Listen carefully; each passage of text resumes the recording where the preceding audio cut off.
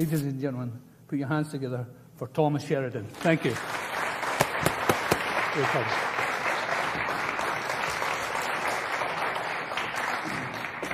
I think all our society is run by insane people for insane objectives. You know, and I think that's what I sussed when I was 16 and 12 way down the line. But now I can put it into that sentence that I think we're being run by maniacs for maniacal ends, you know. If anybody can put on paper what our government and the American government, etc., and the Russian, Chinese, what they are actually trying to do, you know, and what they think they're doing, I'd be very pleased to know what they think they're doing. I think they're all insane, you know, but I'm liable to be put away as insane for expressing that. You know, that's what's insane about it. Now, John Lennon was a man who was assassinated twice.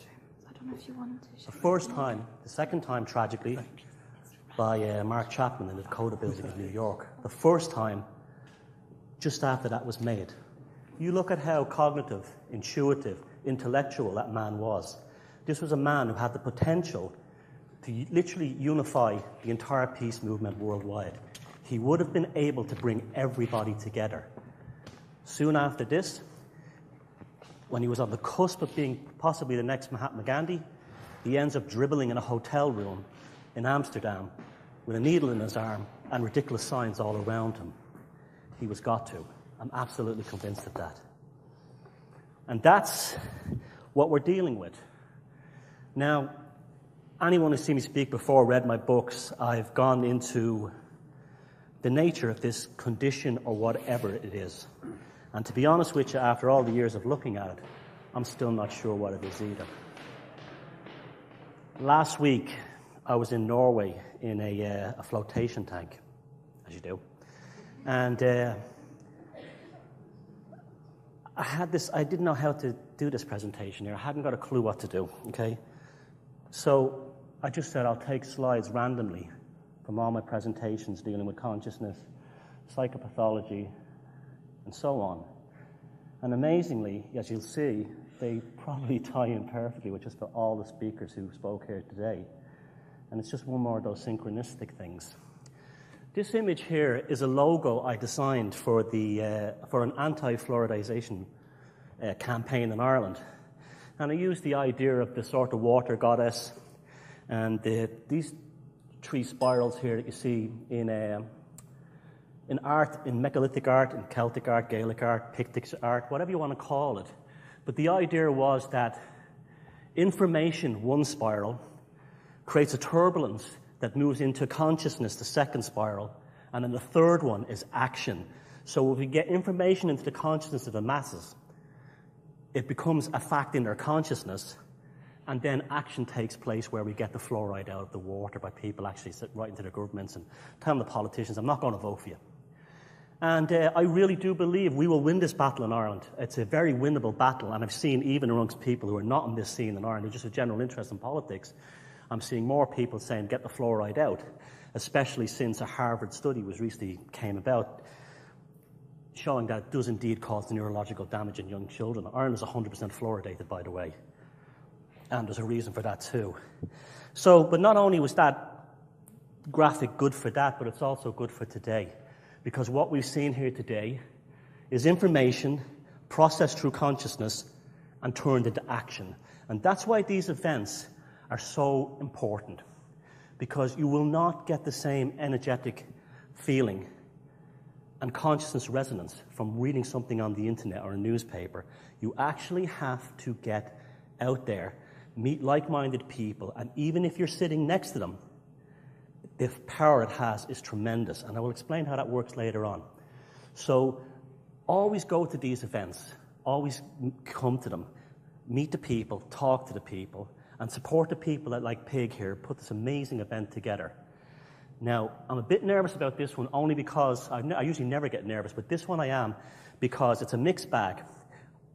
It's a different presentation for me, and I'm opening up about things I never really spoke about before. So I wanted to do that because I felt like this was the place to do it. There was something special was going to happen here, and it has happened. I'm sure you can all feel it. But the thing is that We're played into traps constantly. We have to remember that. And often the traps are the panaceas, the spiritual panaceas, the religious panaceas, and even the kind of New Age panaceas are given to us to stop us looking in the one place we should be looking first, and that's in here. We're always forced to externalize everything to exterior power forces over which we have no control. And the irony is being that we are probably the most powerful beings in the universe, because as Anthony showed you today, chances are we probably create the universe. December 21, 2012, the most amazing day in history. And it is the most amazing day in history. You know why? Because the next day we don't have to think about it anymore. This is how they do it to us. Again, I'm not doubting that there's an awakening happening. Absolutely there is.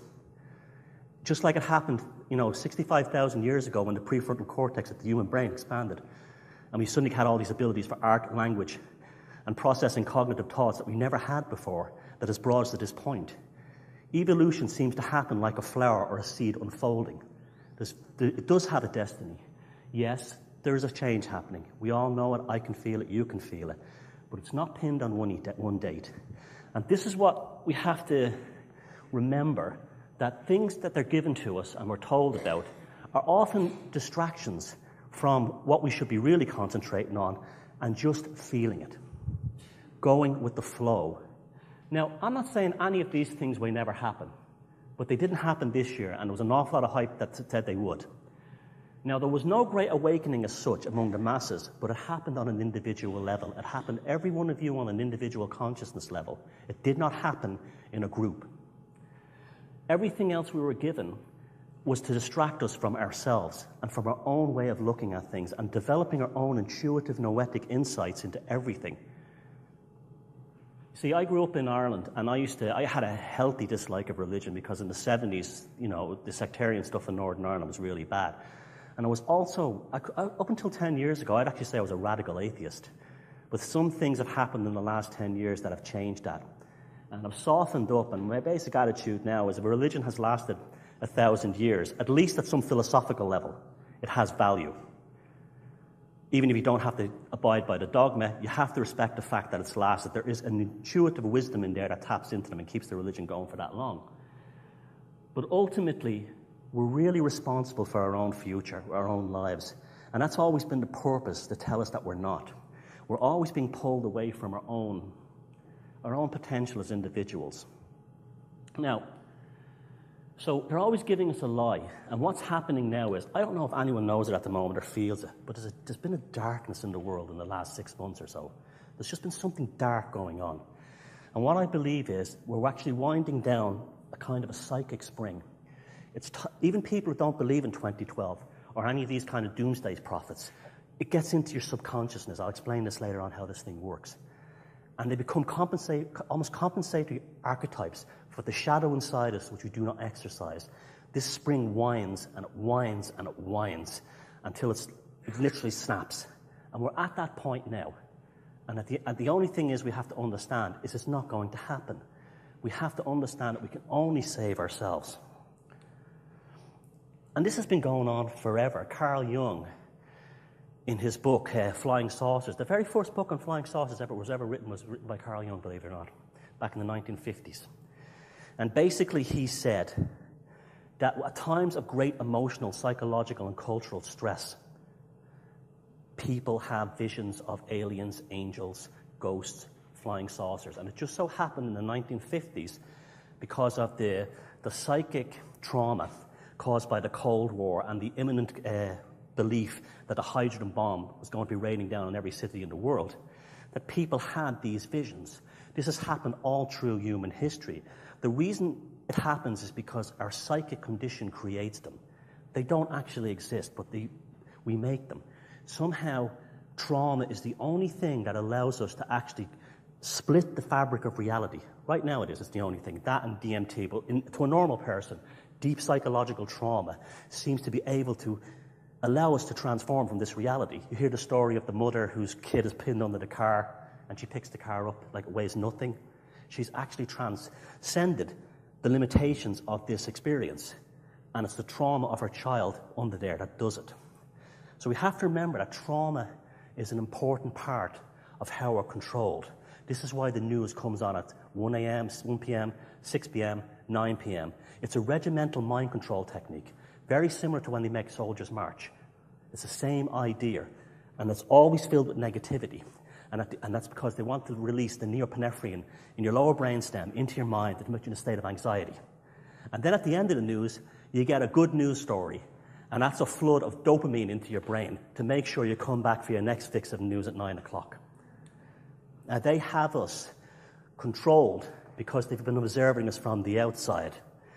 Now, as most of you know, I'm very interested in psychopathology, and I still don't fully know what causes it.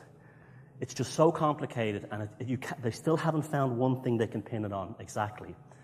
And because of that, I decided to look at all aspects of pathology through history. And I did it because Carl Jung said, one does not become enlightened by imagining figures of light, but by making the darkness conscious. This is a motif throughout human mythology and history that's always a constant.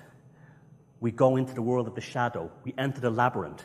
We have to go into the dark and fight the demon in order to come from the dark and bring that experience into the light. And if you haven't had that experience in your life, a difficult life, a difficult home, a terrible relationship, a really bad time in your business or something, you will never grow as a person, because it's the overcoming of that darkness is the reason why you survived. It was a lesson that you were taught. And this is why I looked at this whole concept of pathology and how it affects us. And as I said, I looked at neuroscience, I looked at psychiatry, psychology, I looked at brains, I had a look at all kinds of things it could have possibly been, and it was all over the place. And then I said, well, where else could I look?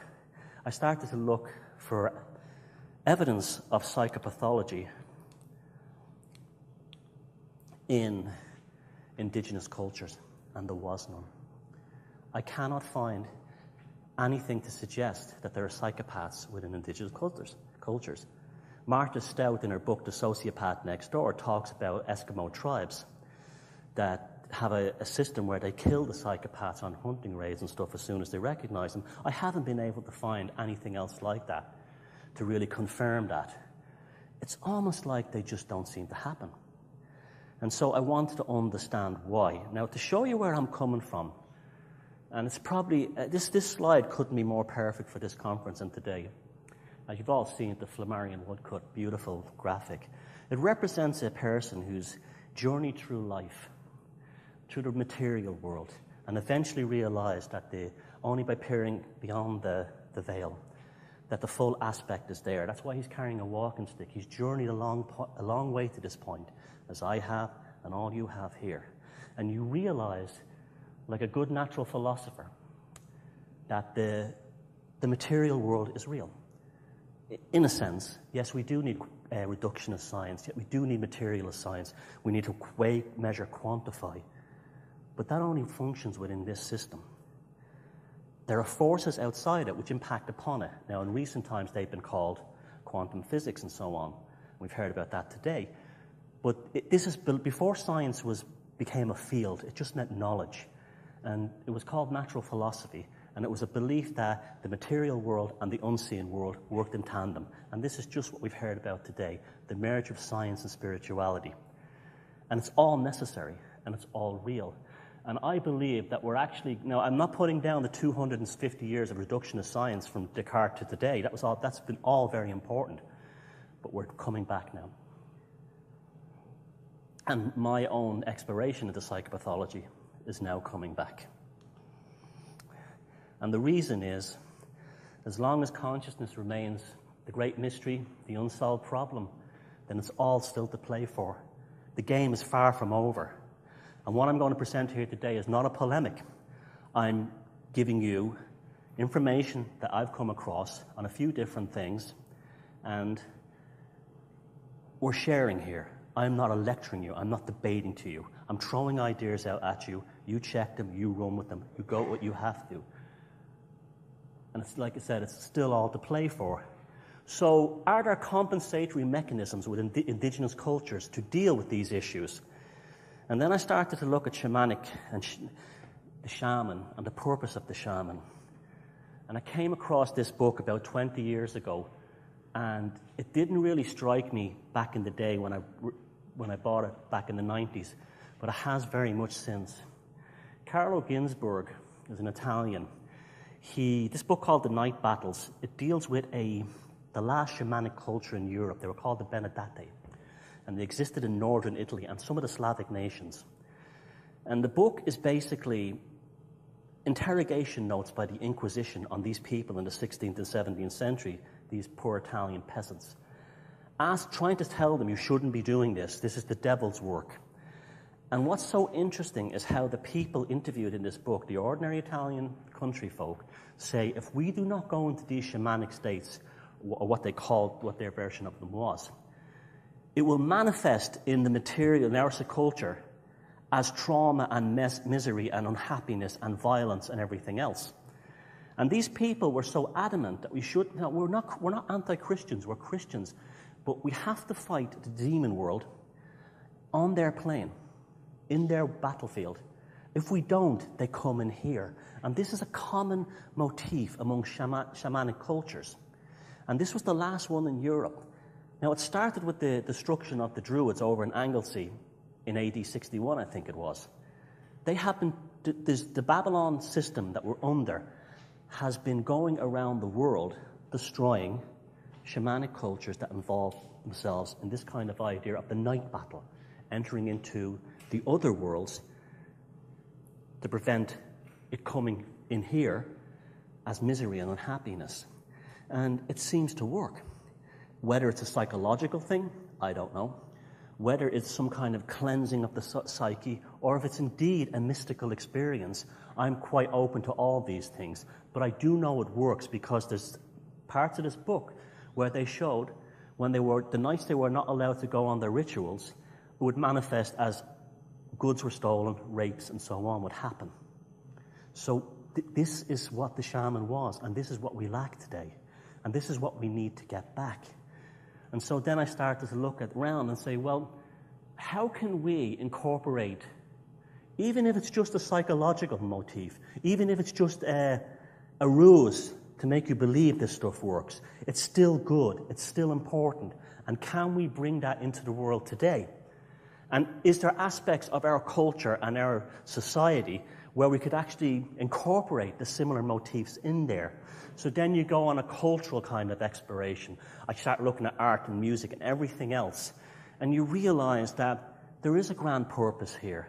That we in the West, we're not, in many ways, we are being traumatized in order for us to end up in this awakened state.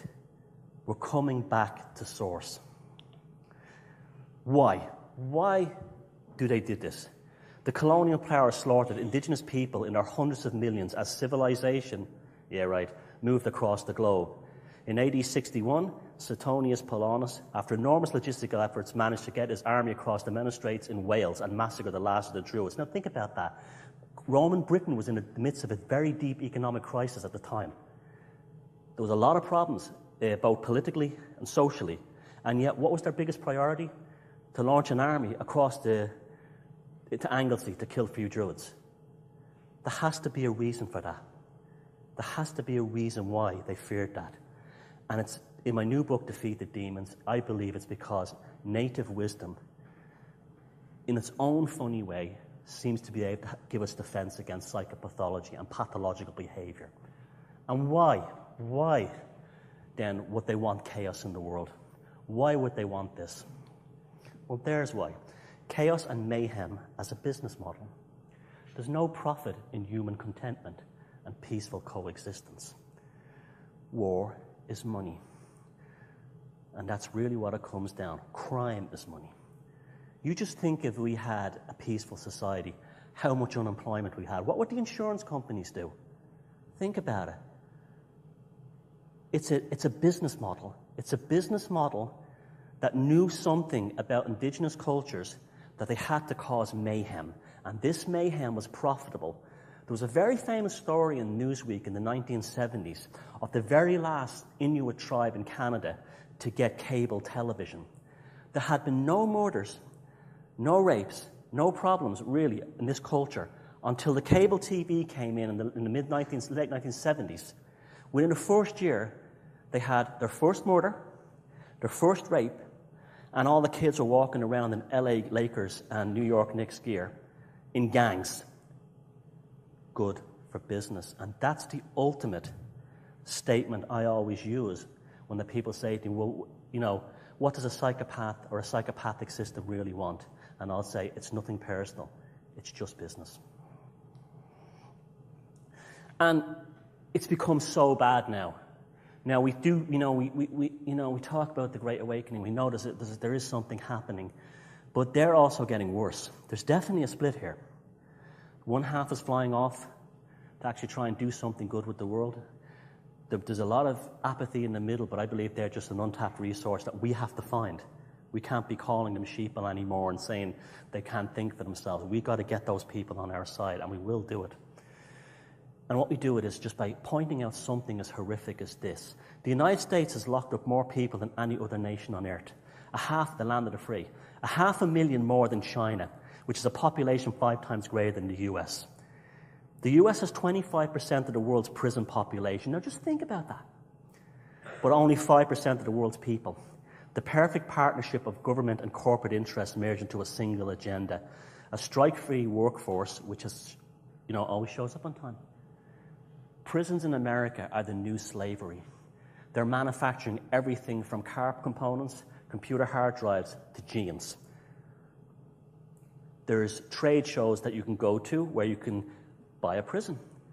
Look at the type of beds they have. It's a huge industry in the United States.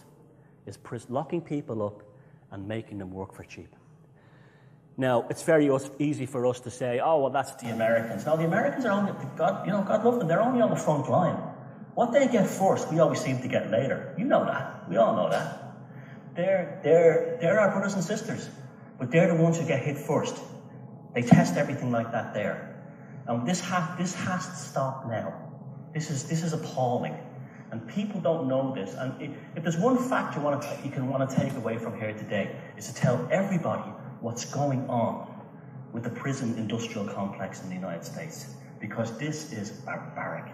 And what happened is, they're locking up people for the most minor crimes for years, sometimes life. The 3 strikes of your out system, the 3rd strike, there are people serving life in prison, right? For stealing a slice of pizza. The 2 previous crimes could have been breaking into a car or something like that, a burglary.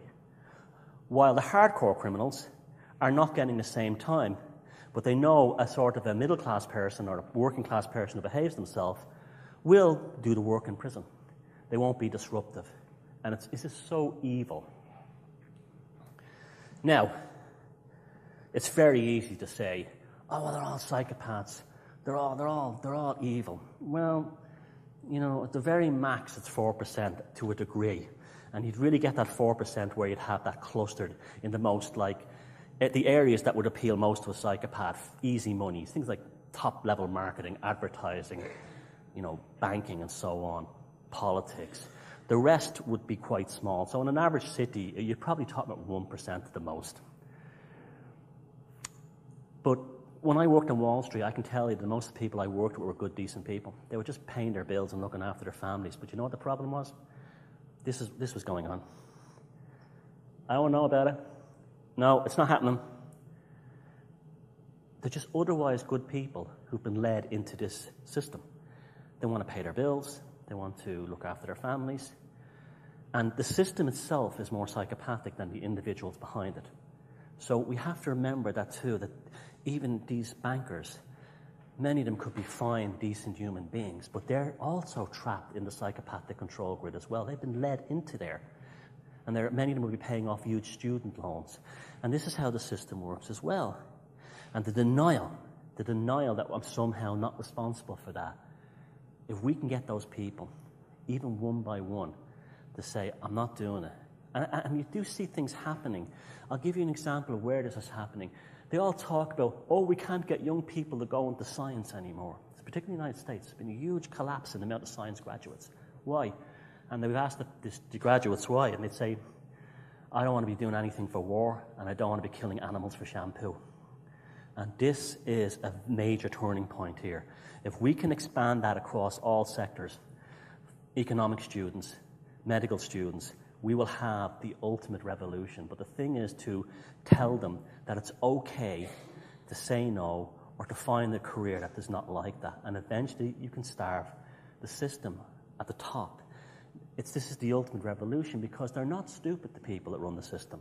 If the system doesn't work anymore, they'll change it in our favour. And I'm seeing that right now in Ireland with the fluoridation. We saw it in Iceland as well. Psychopaths are bullies. They will push you and push you and push you and push you, but the moment you say no, they'll try to push you harder.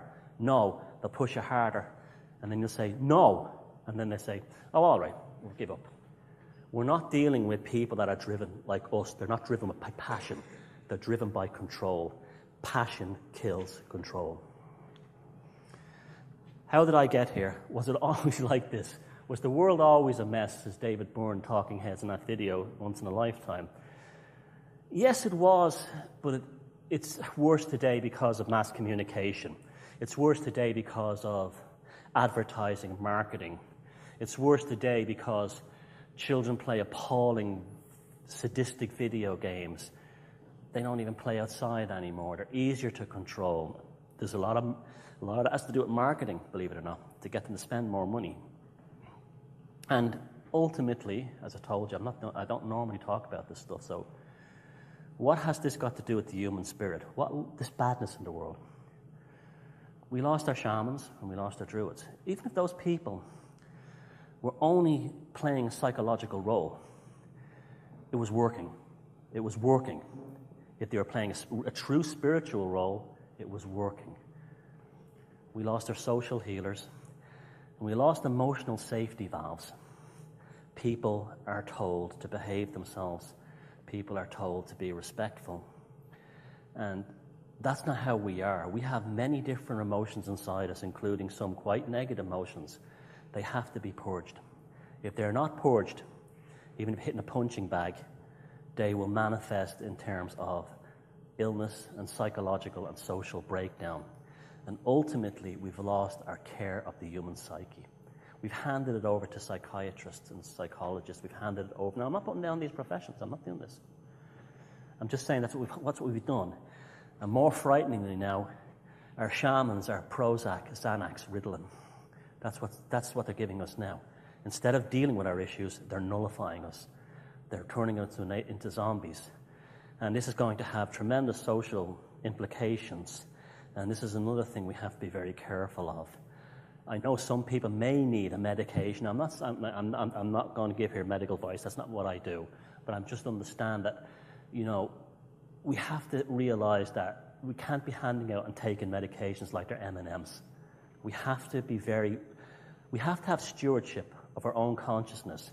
And your consciousness is also part of your physiology. It's also part of what you are as a being. And that includes what you put in there. The care of the psyche, it results in the strength of the spirit, the soul, and everything else, and it heals problems. Now, as I said, I went through an exploration of the motif of psychopathology outside the world of the synapse, the neurons, neural pathways, the motor mirror neurons, prefrontal cortex, reptilian complex, dopamine, serotonin. I went through it all.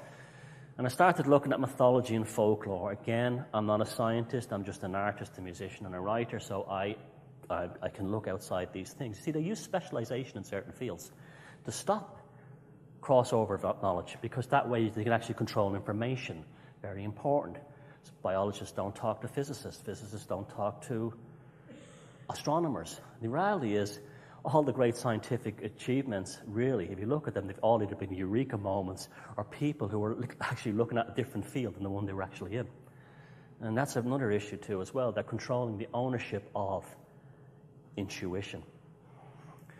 Mythology and folklore are an early form of psychology In a pre-scientific era, it was only means by which people could anchor their frustrations and warnings to others regarding pathological predators within the material world, here, without having to rely exclusively on religious concepts such as demons, succubi, and so on. This was accomplished by presenting an allegory of monsters, demons, fairies, and elves in human form, and was probably done to avoid charges of witchcraft and blasphemy when religious sectarian tensions unleashed psychopaths, the real ones, in the guise of witchfinder generals and the sadists of the Inquisition. Isn't this interesting again?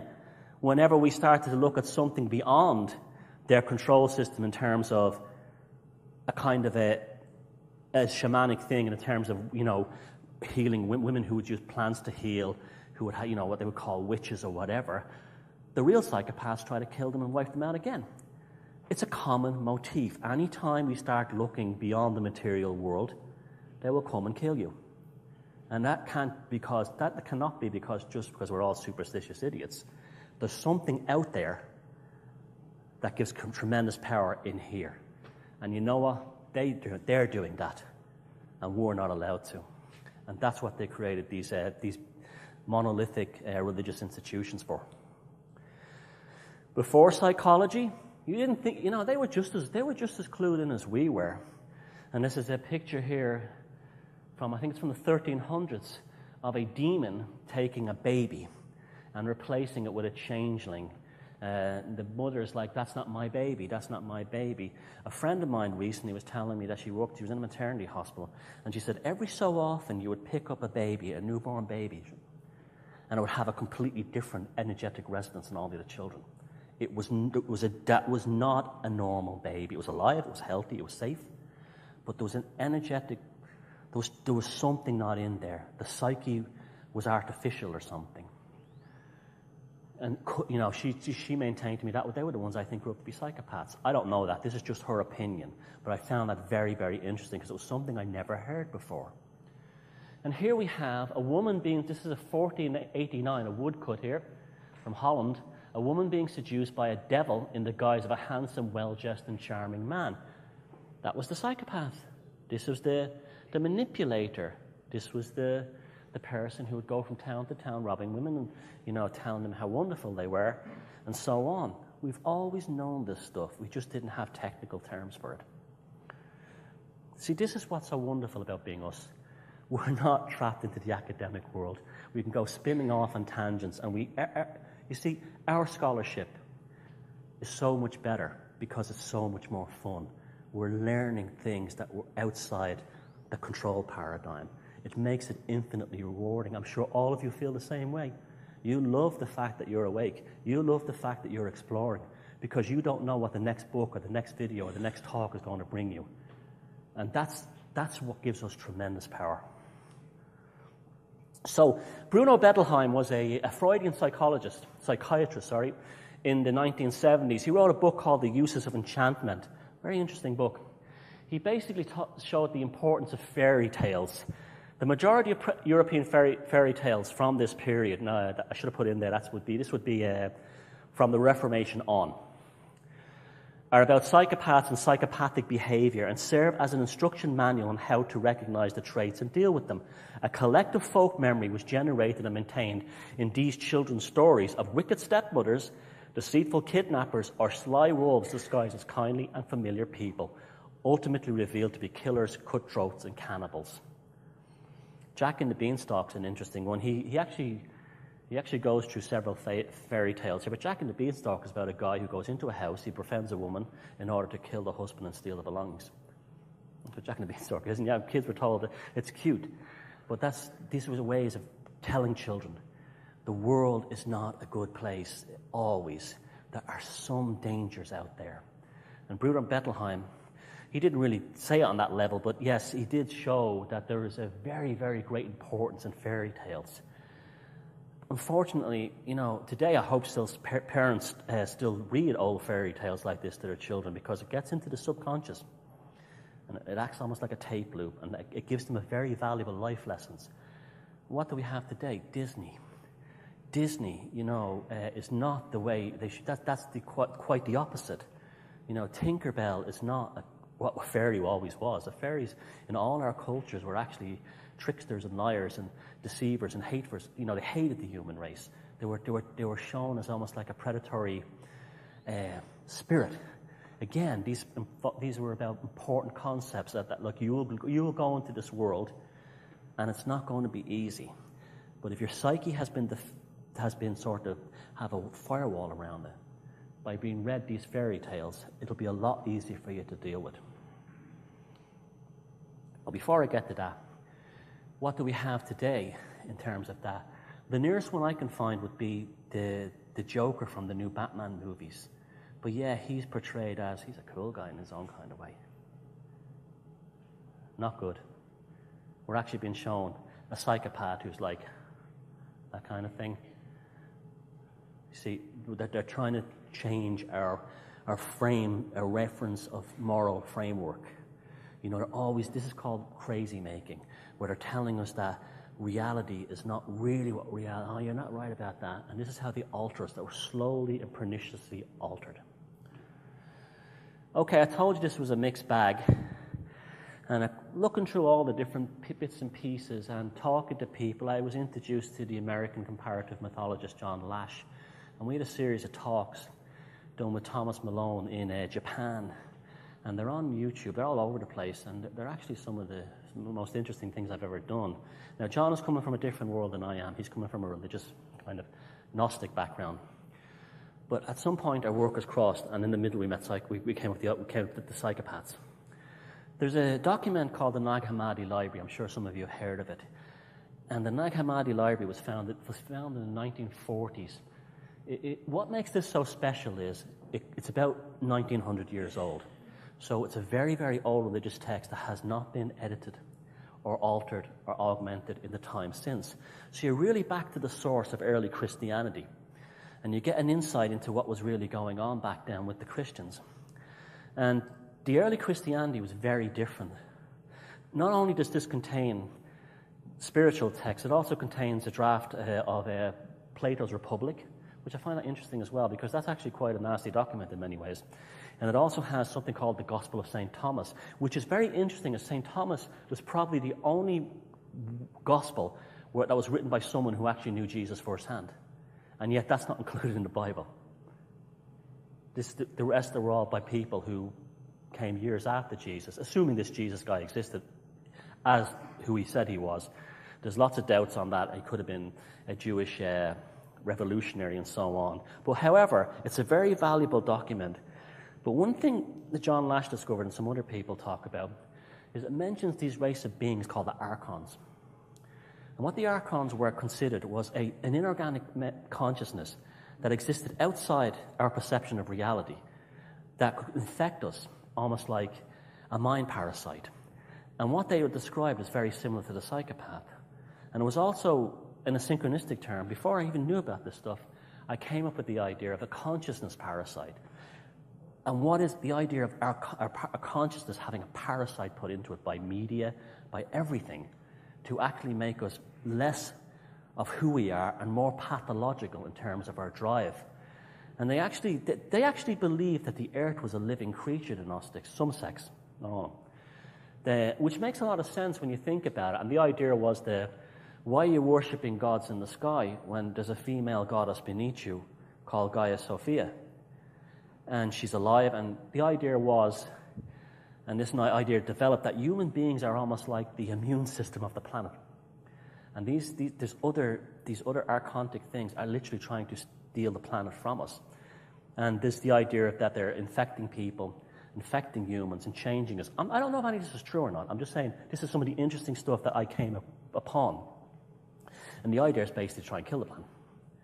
And that kind of makes a lot of sense when you think about it. What's been done to this planet it's not what human beings do to planets. We do not blow them up, destroy them, pollute them. We understand that. We've done this for millions of years, and yet, or hundreds of thousands of years, and yet there's a war on the planet. And it's not any of us doing it. It's the power control system. And yet then they say things like, oh, humans are terrible, they're wrecking the planet. The reality is that humans are probably the stewards of this planet in the material sense. You know, it's almost like they're trying to make us feel like we're a bacteria on this planet. We have as much right to be here as sheep, cows, trees, plankton. We're part of it. It's not, and this is one of the problems I have with the environmental movement. Here's humans, and here's nature. No, we're the same thing. And this also ties into the idea of the transhumanist movement, to detach humanity from nature. They say they're improving us, but they're not really. They're replacing us. Now, it's funny, when you go on these things, you know yourself, you meet people, and you find little bits and pieces. And I started hearing about these ley lines, and I don't know if I believe that. You know, it's a bit far-fetched for me. Because, as I told you, it took some effort for me to get here. Because I tell you, I'm not Mr. Yes. I really have to be at least convinced along the way, or bits and pieces of the puzzle have to start clicking. So I'm not cynical. I'm a skeptic, but I'm not a closed-minded skeptic. I'm not a bigot in terms of I won't listen to your information unless I think it's groundless and something that you just made up yourself. But when you see lots of people in different ways talking about similar things, then I go, okay, there's something to this. Even if I don't understand it now, there's something to it. So we know, well, we don't know, but we're told that these ley lines, they wrap around the planet, and they're almost like an energy grid system. And they run all around the planet. And a lot of megalithic sites are built on or very close to them. And a lot of cities are built on them as well. If you think in terms of that being the nervous system of the planet, you could probably actually control the energetic nature of the planet by doing things with these. So you could either nurture them, or you could even damage them.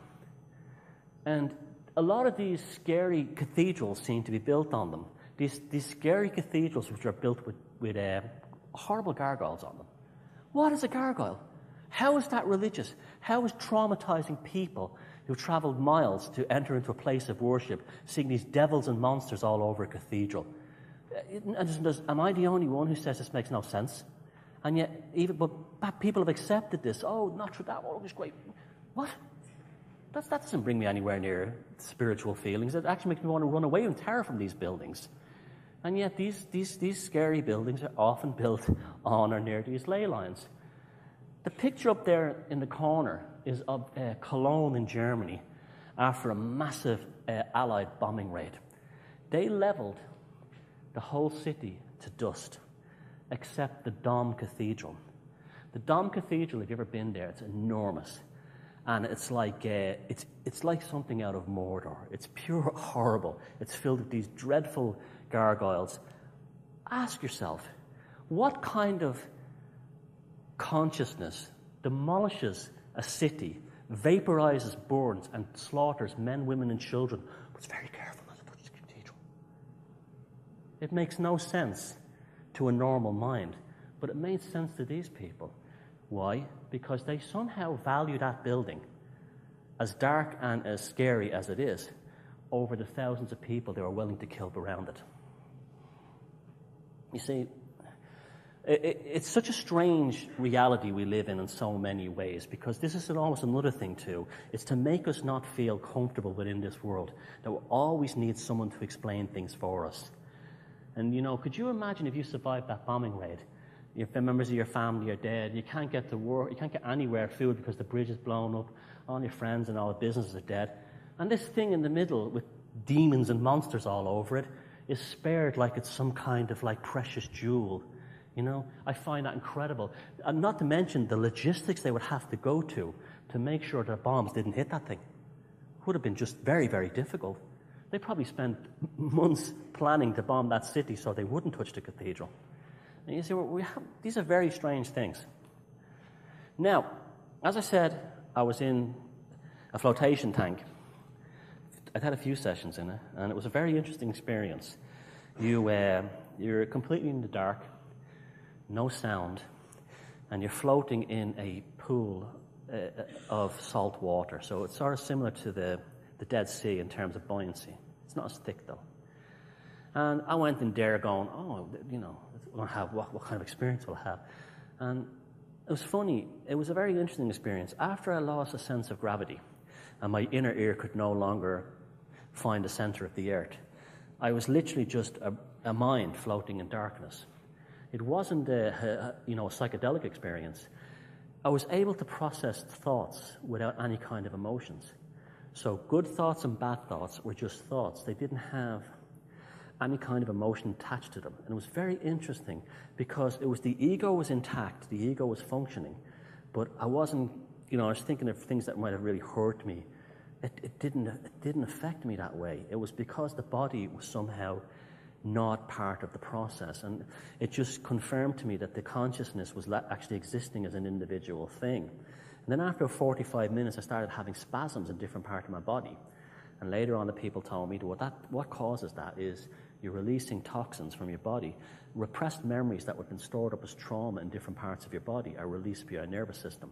If you have a problem, something you were feeling bad about, you will actually store it in different parts of your body. And that's exactly what it felt like. It felt like there was a discharge of hurt leaving me. And that made me start to think about water. And another thing that happened was a friend of mine, we went out to a restaurant, and she had this, she said, taste the water. And it was ordinary tap water, table tap water in the restaurant. And it had that typical city taste. It was had the taste of the pipes and the metal, and it wasn't like spring water. And she put this metal thing in it, and she just stored it for 30 seconds, and this is now taste it. And it tasted like the most beautiful mountain spring water you could imagine. This silver rod contained in it the pure spring water. And what it basically does is water reacts to the highest form of water next to it. So if it's poor water, you can actually literally purify by putting good water next to it. And then what we're looking at here is water is very, very interesting. It's more than just like 2 hydrogen atoms and 1 oxygen atom and some minerals and so on. It seems to also have the ability to store data. And that experiment proved that to me. Water seems to be able to retain memory and data. And the work of someone like Dr. Emoto, now he did cherry pick some of the results, but you can actually show that any kinds of words, even words that don't make sense, would cause these geometric patterns. But he still did prove that there's something between the human voice or human emotions that does affect water, and it's retained almost like burning something onto a hard drive. We're in very early days of this stuff now, but it's very powerful stuff because it opens up a whole new idea of how water is actually affecting consciousness. Is water holding trauma? And how is that affecting overall human behavior? And then I start thinking about, my God, the Amazon, they're literally attacking the rainforest along the sides of the Amazon. If the water does have this ability to retain some kind of energetic trauma, that water is flowing all over the earth. We have to start thinking, why aren't environmentalists talking about this stuff? Why are environmentalists not looking at them in this way? Water is, I believe, will be at some point a very key aspect of new sciences and new ways of living in the future. It won't be so scientific, but we really have been. You see, the elites and the wealthy would always go to these special spas and ponds, like in Bath and places like that, and all over the world. And most people would be locked away from them, or you get holy water from like Lourdes and stuff like that. There's something to this. It's not superstition. This water seems to have the ability to retain memory, both good and bad. And this could be a key for some kind of a healing process for the human soul or the human psyche. So, what can we do as people in a practical sense? Here we are, we're living in the world today. And we have to deal with the realities of the world. We can't all pierce our ears, light a bonfire, and do shamanic dances at 4 o'clock in the morning. But we still have to try and do things like this. Okay, our intuition is incredibly powerful. It's as Carl Jung said, this insight is based on instinct and a participation mystique with others. It is as if the eyes of the background do the seeing as an impersonal act of perception. Our intuition is so key. This is how people have made terrible mistakes with psychopaths. They met this person or this toxic individual and something said, I don't like him or her. But they ignored it because they were flattered, they were told they were wonderful, they were praised, and they were love-bombed and so on, and they switched their intuition off. That's because the intuition is very similar to some of the tests that were done in the 70s where they put an EKG up to plants, and they would have a person come into the room who would be all nice and happy and loving, and the plant would have a very nice sine wave.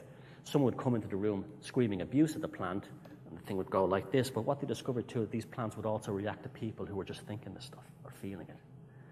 And that's the same thing that our intuition is. We have to learn how to pay more attention to our intuition. And I think we are. I'm actually feeling it stronger, and I'm sure many of you, as you've awakened, have found that your intuition is very powerful, especially if you stop watching things like television. Now, Descartes said, I think, therefore I am. It's actually the other way around. You are, therefore you think. Now, I won't go too deeply into this, but at the end of the day, we can build a firewall around our consciousness because our consciousness is an end product of an organic process change that began with our underlying consciousness. However, the conscious can be fooled because we're using this five-sense machine, brain, nervous system, and so on, to experience and subjectively create this experience. But it can be tricked by getting back into this body here. And we have to learn to build firewalls around us. One of the keys to this is epigenetics. Epigenetics is basically, I won't go into what that is there, but basically we can build the structure of our brain according to the thoughts we have. For every thought we have, there is a neurological and genetic cause and effect. It's been shown now that if you think in a certain way, a positive way, it'll have a very different effect on your genetics. And this is, I'm not from an airy-fairy kind of, I'm so happy. It's not like that kind of thing. But a confident, positive way. Proactive, with intention and action. Knowing you're doing something, you're working on something. You can actually build a better brain. You will actually have a more stable neural network. And that neural network then, as it improves, allows you to actually become more skilled. This is what happens when you learn to play a musical instrument. You start off playing the piano and you're trying to learn the chords. Eventually you do learn the chords. You've learned the chords because new neural pathways are built in your brain to make you remember those chords. So stinking thinking can create a stinking brain. The important thing now is, for us at this awakened state, is to make sure we're not trapped into fear, paranoia, and hype. We're on the road now. We're in first gear. Don't let them put the brakes on. Getting's terrified. We now have to go into second gear. And the key to that is how we think about things. This Babylon is burning into our minds 24/7. And we do not deal with these issues on a personal level. We become addicted. You see how people are just addicted now to everything, television, football, and all this stuff, because this is what they're giving us. And what happens is, if you don't deal with that, whatever it is, brings this stuff into our life and shakes it up for us, and it's often very traumatic. This is why people who have their act together all their lives don't seem to have bad relationships, because that's why they don't seem to have traumatic events. We all know people, they say, look, they're so grounded. Everything goes so well for them. They're such a nice person. That's because they've learned to build the conscious firewall around themselves slowly. They've learned almost to not tame their ego, but to learn how to operate it and learn how to work with it. Because you badly need your ego. And this is one of the reasons I don't like this New Age stuff. You must transcend your ego. God, that's terrible. That's like saying you must transcend your skeletal system or your nervous system. The ego exists for a reason. It keeps us alive. And again, the hero's motif. All throughout history, go into the darkness, go confront the shadow, go look at the badness. We've all done this here. We've all seen this stuff. We've all read the books. And that's what's freed us. That's what liberates us. It's frightening at first, but it gets you out. The battle within our inner world of the psyche and the outer world, they always manifest together. The experience are the same product of consciousness and reality are the same thing. And you're dealing with different poles of cognitive functioning. The subconscious and the conscious, they all have to interact and work together. That was what the children's fairy tales were about. They processed the children's minds so they could deal with the horrors that may have come later on in life, so they wouldn't end up just collapsing. And then again, myths such as Dante's Inferno have endured throughout human history and in all cultures for a very good reason, because we absolutely need them. If all the energy of our outer life has been sucked dry by a psychopath or a psychopathic system, you will not recover from the experience unless you go back into yourself and begin again. Something inside you brought this on you. If you were too materialistic, too ego-driven, too narcissistic, too full of yourself, thinking you were like hot stuff, the universe will shake it up for you big time. And if you fail to do this, you'll die. You'll literally die. You'll die of an energetic death, a soul death, whatever. It will happen. And then this is an evolutionary mandate. What we're being told here by what's happening in the world, in this terrible system that we're now under, is that we better get a fire under our backside and start dealing with this now. Information, consciousness, and action We have to get into action. And again, a consciousness firewall, get away from as much doom and gloom and negativity. That doesn't mean you ignore it. You say, okay, there's some really bad stuff happened. Okay, I'll process that. I now have to go on my own life and work on something positive.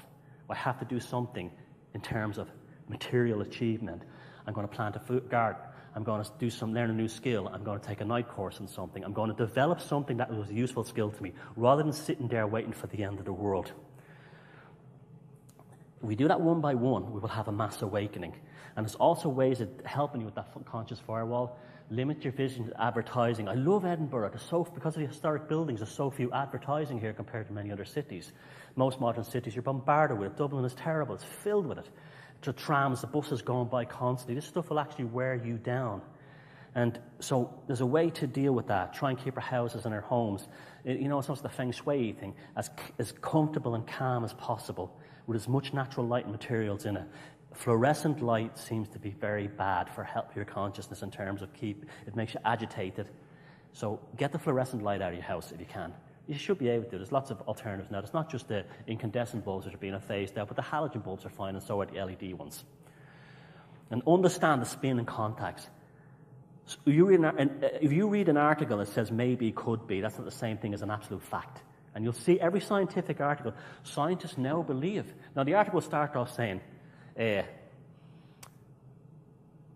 damage to the frontal cortex is the reason why we have psychopaths. And you read that and you go, oh, that's the reason why. And then you're going to go down to the article, to the copy. This is how journalism is. It'll start saying, maybe, could be, suggests. That's not the same thing as a fact. Forget the headline, read the body text. And they're always depending on people never to read the body text, but only the headline. Oh, and get saturated fats in your diet, because that actually helps build your brain structure. Very important. Your vegetarian coconut oil. But saturated fats are actually fantastic for building your neuroplasticity, your brain's ability to rewire itself. So, we can't get the Amazon, all of us. We can't get to Siberia and Africa. What can we do to attain shamanic healing within our own lives and communities? You're going to be surprised by this one. Heavy rock. These are our shamans. They really are. I played in so many of these kinds of bands, grew up in these scenes. I've seen all these groups. And Johnny Rotten said in the Pill video for Rise, anger is an energy.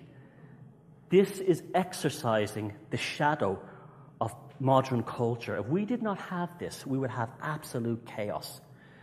Yes, it's noisy. Yes, it's intense. Yes, the lyrics are often very dark, but it's causing a purging of the collective shadow of young people. I've gone to so many heavy metal gigs, and I still do, even though I look like a fool, and all these bands, and even early hip-hop bands like Public Enemy, this is getting it out. I always remember, the lyrics alone, like Black Sabbath, Nazi, the song War Pigs, 1970, generals gathered in their masses, just like witches at black masses. That's it. What else do you need to know? And that gets into kids' heads, and they realize they become anti-war. Black Sabbath, for all the negativity thrown at them, they were actually an integral part in the peace movement in America, because lots of Vietnam vets were following them around at the time. You never hear about that. And the cult, Sonic Temple. Yes, that's it. This is it. Get it out. Purge it. And that's why they don't like this music, and they want us listening to Boyzone and Westlife. Simon Cowell and Louis Walsh are the spawn of Satan.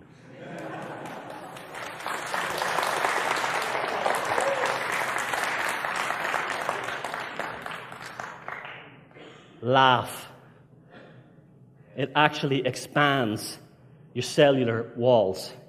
It releases endorphins. Anxiety and misery get you nowhere. It just makes the parasites happy because they can feed on you. Let me show you how important that comedy is. We know Bill Hicks is dead, right? We know George Carlin is dead, right? But when you see a video of them on YouTube or any other video source, do you see dead people? They're as alive today as they were back when they were actually alive in this reality. There's something truly powerful about that. Their comedy is more than just jokes. This has always been something that gives us power.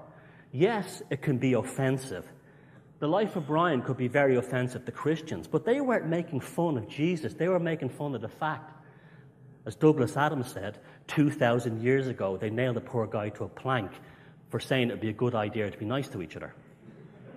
That's what farce, lampooning, and all this stuff is. And that's why it's so important. And you hear things like, you know, this guy Howard Stern here in the bottom and Frankie Boyle, oh, they're so offensive. They're so offensive. But within that, there's nuggets of wisdom that they can get away with that other people can't. And that's important because who was the one who could insult the king? The jester. Right? The only one who could do it. And political correctness was invented not to go after the Bernard Mannings and the Benny Hills. It was invented to go after the comedians who were actually coming up that time in America, Canada, and UK, who had very good political satire that was actually challenging the system. And then comedy went really downhill after that. You could not have really hardcore comedy politics, but they pretended, oh, we have to be very careful. And you got all these lame comedians that came up afterwards that really had nothing to say in terms of satire, in terms of lampooning the system.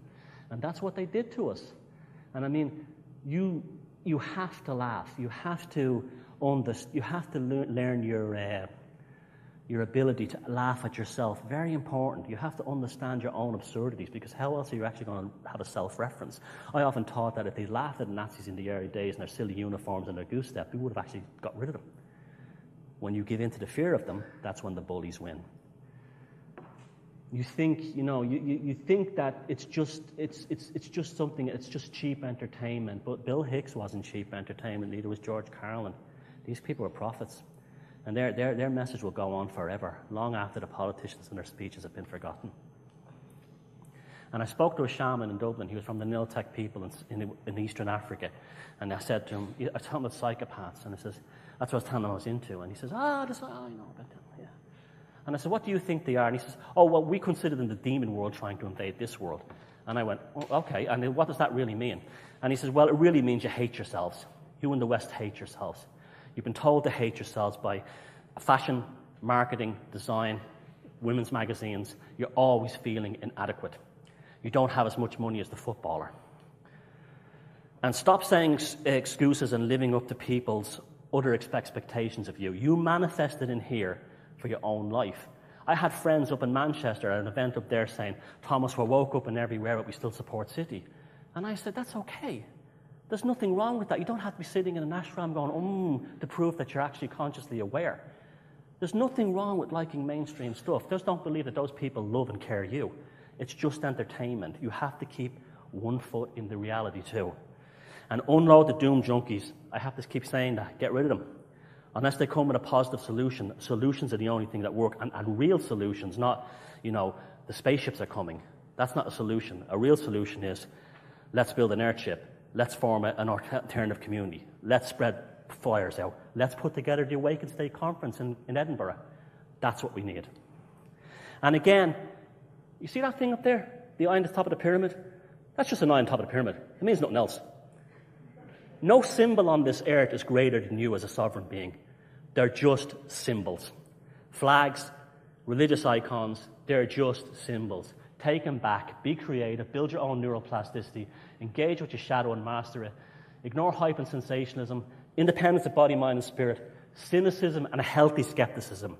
That's important. Don't be closed-minded, be open-minded, and if something doesn't ring true with you, ignore it. Maybe it's for someone else to work on. And understand how amazing your mind is. Do not take yourself for granted, but do not be subject to all this stuff like, it's a big evil symbol. It's just a drawing. And there's two kinds of people in this world, those who give energy and those who take it.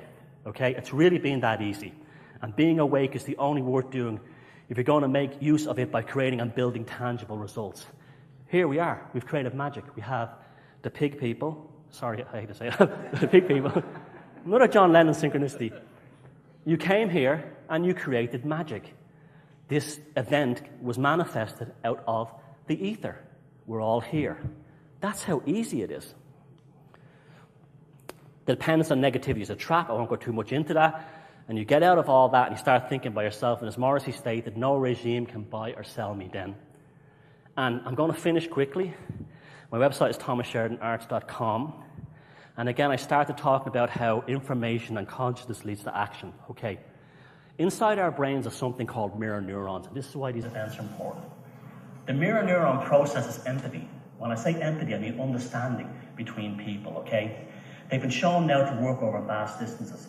Everyone in this room now listening to me are now firing their mirror neurons in sympathy of each other, and you're all bonding, even though you don't know it, but you are. Mirror neurons is a very new aspect of neuroscience, but it's a very powerful one.